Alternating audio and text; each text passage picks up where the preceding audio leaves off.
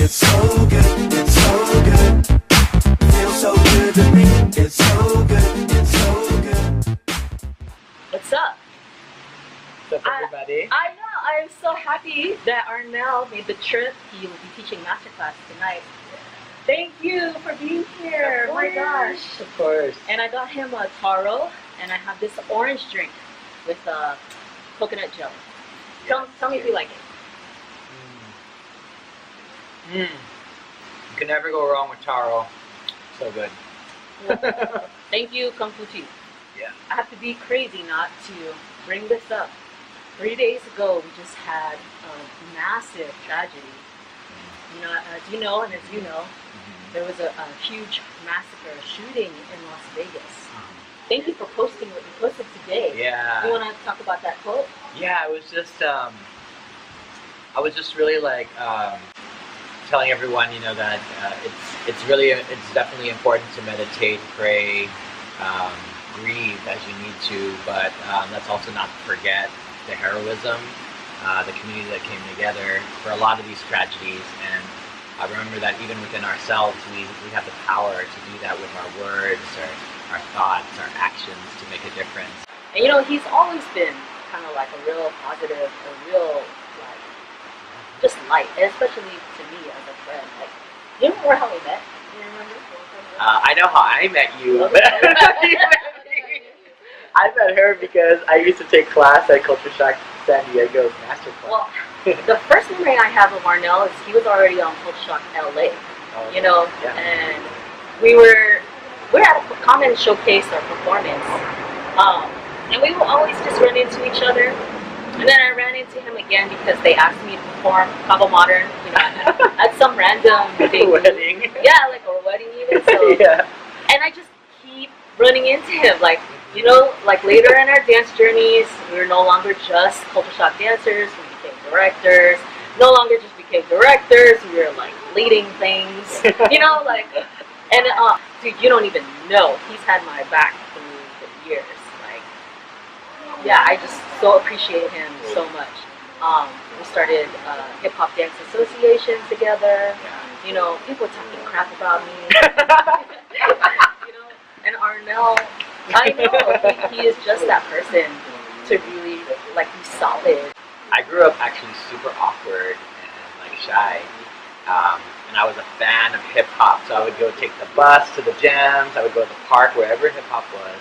I would be on the outside of the cyphers looking in, just a fan of everything, locking, b-boying, popping especially. I just freaking loved it.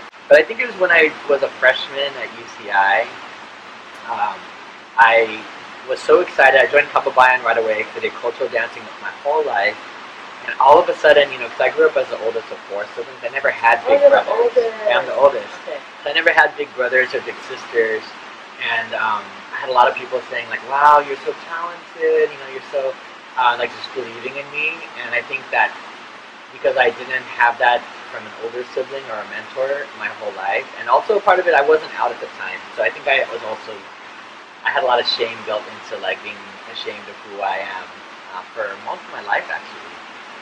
So to get that kind of encouragement, that support, it just meant so much to me that I decided that's what gave me the courage to start Kaba Modern. I asked one of my friends in my dorm, his name was Kong, we used to freestyle in our dorm together, and I asked him, I was like, if I started this thing called Kaba Modern Dance Suite, would you join with me? Do you think it's a cool idea? He's like, dude, I will be in it. He was Vietnamese. He's like, I'm not even the Filipino club. I'll join. I'm with you, brother. January of 1992, I just took a chance, and how it evolved and it just grew so fast. It was really, I think, from that spirit of like gratitude. You know, Kaba Modern started off not as a dance company of artists. It was always started from the very beginning, a family of artists. I think inside I've always wanted that, and that's why when I have it with Kaba Modern or Culture Shock LA or Kinjaz. I gravitate towards things that feel like family. Growing up all the way through college, you know, I had an amazing family, but I was always the responsible one kind of thing. I was always a creative, but I don't think I believed in myself in myself enough as a leader at the forefront That's crazy. until Kaba Modern. Yeah, because Yeah.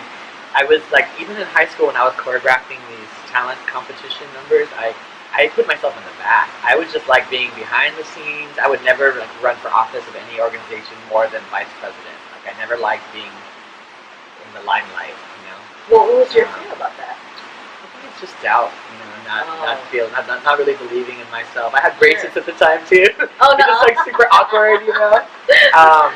And I just think more than even being in the limelight, I think even when I became a leader, more than being in the limelight, I like just being a part of something exciting. My roommate, Joseph Leasing, he was saying like, oh man, I need a creative, new, hot, you know, fundraiser for my fraternity. And I was like, we need a place to perform where we actually have good judges, have a respectable stage that's safe for us, and good lighting and everything where we can really showcase people's creativity. And he said, all right, cool, I'm going to start it. It's going to be called Vibe, you know. And after that, other ones started popping up too. Like there was Fusion, of course, later. Like, I remember. I came much later. But also, you guys don't know, I had 2 members of Kaba Modern on my team. I directed Culture Shock. And Jose and Daisy was like, you need to do it. So, exactly. Yeah, you know, and we actually, even though there were dance competitions, there actually also wasn't a dance competition that also featured exhibition acts. Right. Buster Groove was like bringing that extra layer because you were from Culture Shock. We're like, there is something so beyond. many people up and down California. But also, like if you hear us, there's a lot of interconnection, a lot of overlap because it was so small, right?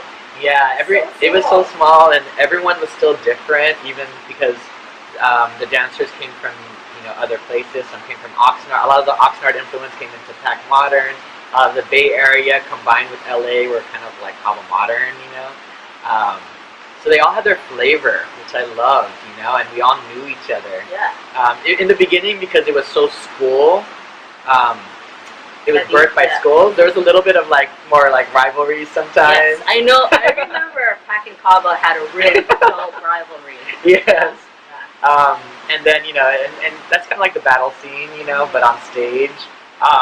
What I'm seeing a lot right now, I'm seeing a lot of middle generation leaders, like, I mean, I'm going to say like Anthony and Mike, who are like saying, hey guys, we need to like connect and evolve this, and we need to start having dialogue, and we need to start collaborating and doing some cross-pollination between communities to keep this thing alive and innovative, relevant. I'm seeing a lot more, I'm seeing a new movement of people being really like vocal about what a good teacher is and what a, you know, maybe not so seasoned teacher is, and really pushing out like our reference, who we're referring, who we're talking about, who we're supporting, like being very, very careful about that in the sense of protecting the future and protecting the quality of experiences that people are getting, you know. I see a lot more collaborations now, and you know, whereas before it was like, oh, he's a freestyler, or he's a battler, or he's a choreo head. People are like everything now, and a lot of the new artists or choreographers or leaders of these teams, I'm noticing a lot of them are freestylers as well as choreo heads, and really like tapping into different flavors. I also see a new hunger from some of the younger generation to learn history now, which before, remember, we were like, you guys have to learn history. We had to we're trying to advocate for it, whereas now I feel a little bit more initiative, people asking me, you know, coming to those classes. I also want to add that I feel like, you know, Anthony Lee introduced this term to me. He said, we're all looking for our exit strategy, right? We grew up in this, and we have loved whatever we've been doing, dancing, performing, choreographing, freestyling, battling, right? And we want to continue it. So I see a lot of teams, a lot of crews, a lot of choreographers becoming a business, right? Yeah. You know, people are opening studios, people are getting TV exposure, you know. What do you think about that? I think TV exposure by itself is not enough anymore because media is so crazy. I didn't expect you to say that. Yeah. So I think like if you're going to use TV as a tool, you have to be smart about it now. Even us, like, we went on ABDC for the Challenge of the Champions, Kinjaz, and that was challenging. We learned a lot, so we took all of that knowledge, and then when we were on WADA NBC, we were like, okay, you know what? It's television. You know, it's gonna turn out the way it's supposed to turn out. So we have to think in our mind, what's our purpose for going on the show? What can we control and what can't we control? And so we're like, okay, you know what? We're control of our material. So we're going to talk about things in our interviews, and we're going to wear things, and we're going to put in our artistry things that we want to promote. So of course we have the dojo screens piece. Oh yeah. Because we're trying to share our home. Sure. You know what I mean? We want to. That's smart. Yeah. Right. So. So that's what I'm saying. It's not enough to just be on YouTube or be on television. You need to think about the purpose, the intention, who you're doing it with, and what's your unique contribution to the world so that you can do it in a really smart way.